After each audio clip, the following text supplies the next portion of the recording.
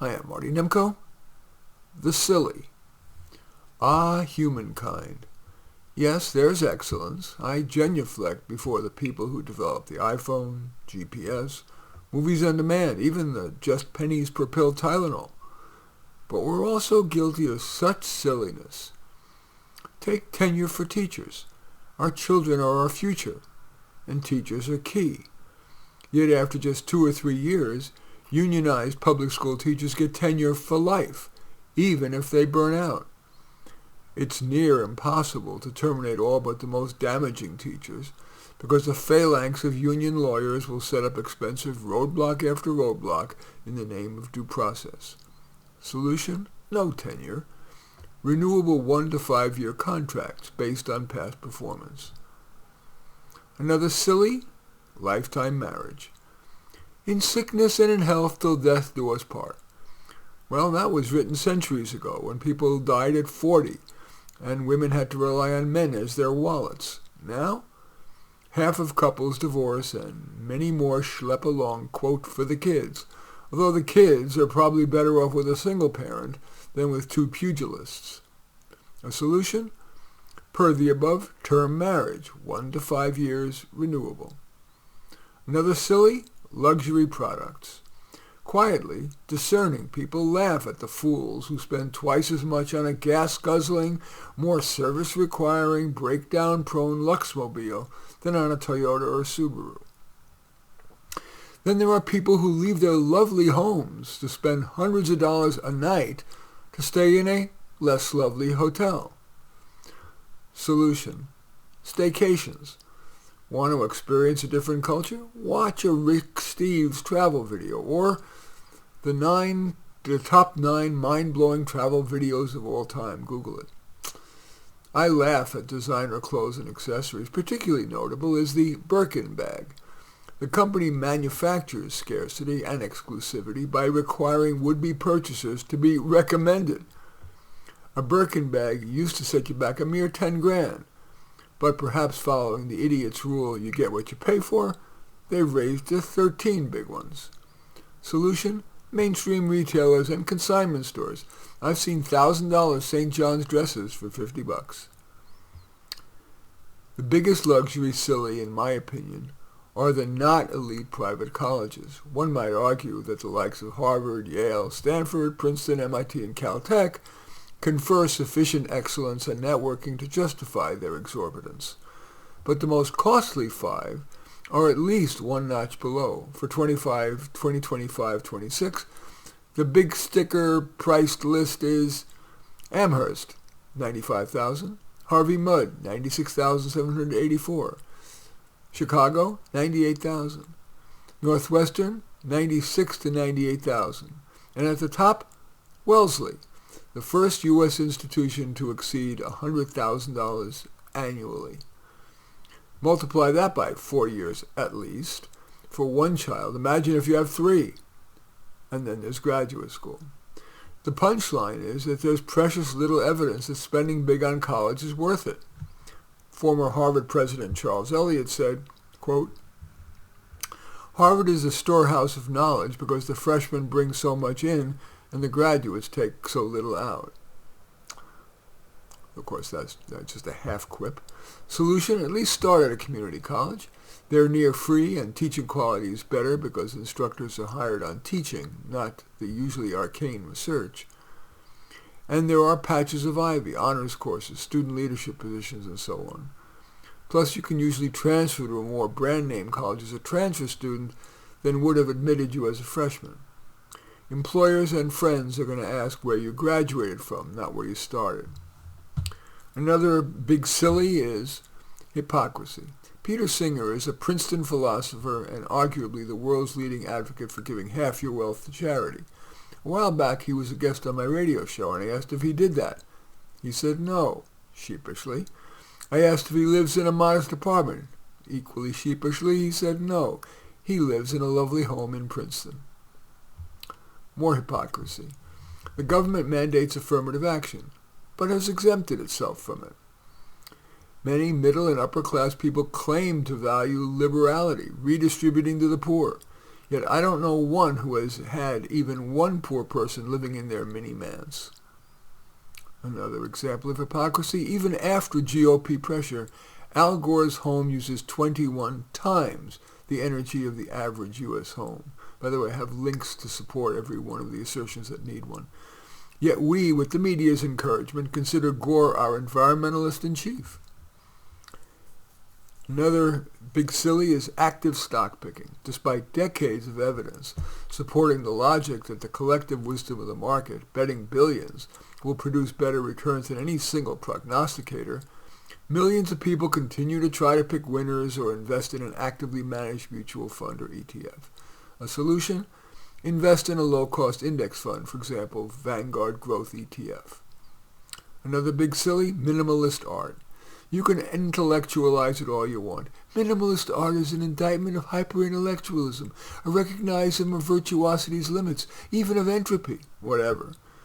You might want to see my not-so-parodic piece, The Finger Painting.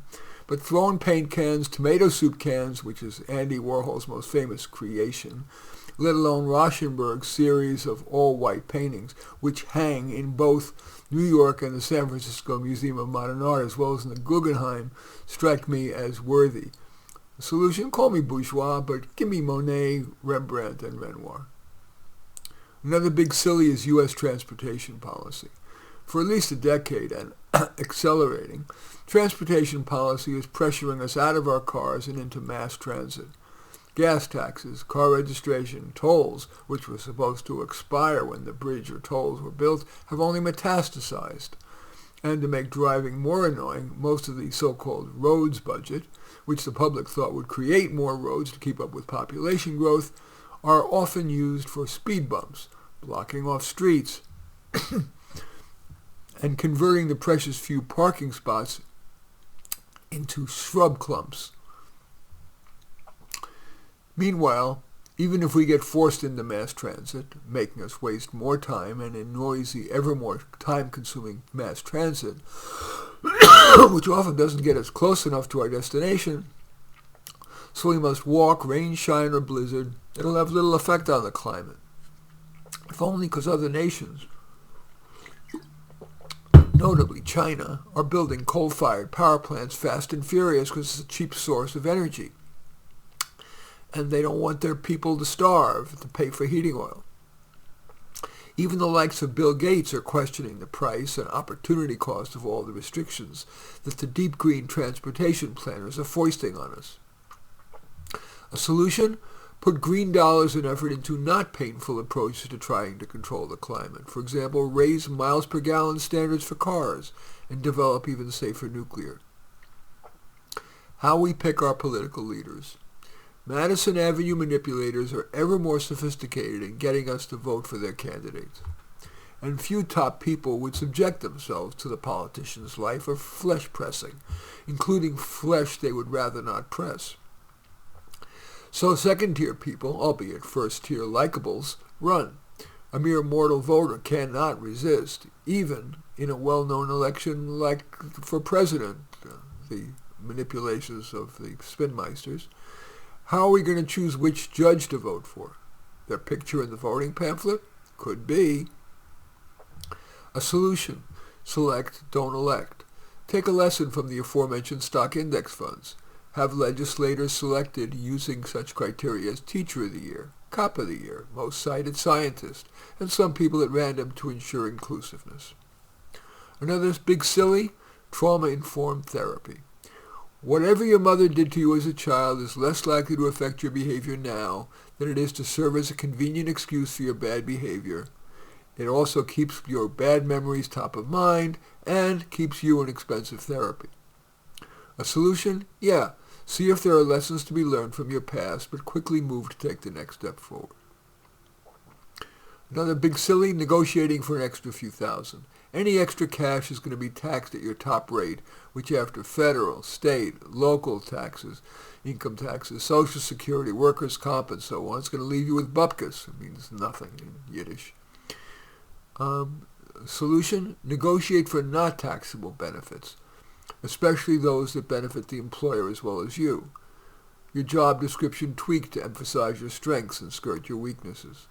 a bigger training budget, ability to work more remotely.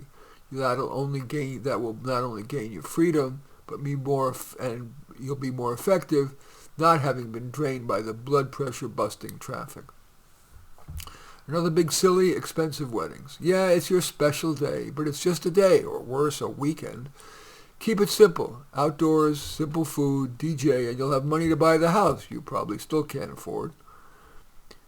Another big silly, overweighting appearance. Of course, looks matter in picking a romantic partner, but guys, do beware of letting your little head rule your big head. The highway of relationships gone bad are littered with the pretty people, especially bad boys and high-maintenance girls. Solution? Yeah, value looks, but you will spend more time out of bed than in. Will you respect him or her in the morning? Morning after morning? Another big silly, of course, is gambling. It's nuts that you would gamble knowing you'll probably lose, especially at low payoff games like Keno and the slots. What percentage of people come back from casinos a winner? And some of them are lying. A solution? Nickel-dime cards. Besides, that's social and you can have onion dip. Another big silly? Woo-woo. All but idiots know that psychics, astrology, and tarot are silly. Need inspiration? Watch a movie like Forrest Gump or read a book like The Giver. Another big silly? Well, this is a little silly. Roaring exhaust. Maybe it's just here in Oakland where I live. But ever more cars seem to have replaced their car's stock muffler with an illegal, roaring, pollution-spewing one. Idiots. Solution? Grow up. The erasure of white men. Whether TV shows, movies, novels, or Google search, white men have largely been erased, at least from positive roles. For example, Google any positive term like scientist or success. You'll see few white men. Search on terms like sleaze, and there you'll find white men. Solution? White men have and continue to contribute mightily. If role models matter, you don't want to further dispirit them. After all, white men already commit suicide more than twice as often as blacks and Hispanics. Another big silly, yet more redistribution. If you had 3 solar collectors and now have money to build a 4th, wouldn't you put that one near the most productive solar collector?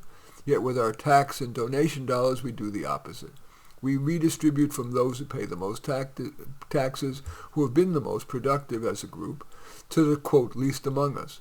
The top 1% of earners already pay 40.4% of the income tax. Is that fair? Should they pay even more, as the redistributionists would want us to?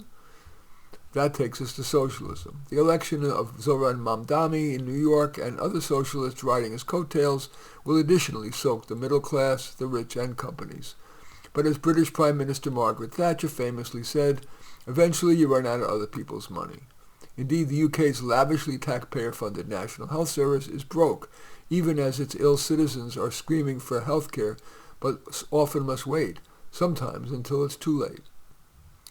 A solution? A basic safety net for all, but not more than that. For example, if dorm housing and food in a cafeteria in a bad neighborhood are good enough for Ivy League, Columbia, and Penn students, it should be good enough for people living off the taxpayer. And finally, God. It would be nice to believe there's an all-seeing, all-knowing, benevolent God, but such an entity wouldn't allow killing earthquakes, let alone screaming babies, to die of painful cancers, leaving wailing parents. A solution? The only God is the best self within us. Do good. In any event, that essay is called The Silly or The Big Sillies. As usual, I welcome your thumbs up and accept your thumbs down. I always look forward to your comments and especially like it if you hit the share button below. Share on your social media so that my efforts can have a broader impact. And I certainly would welcome you subscribing to my channel and or checking out any of my 36 books. Perhaps most relevant to this is A Dose of Reality, but all 36 are on Amazon. In any event, I thank you for watching. I am Marty Nemko.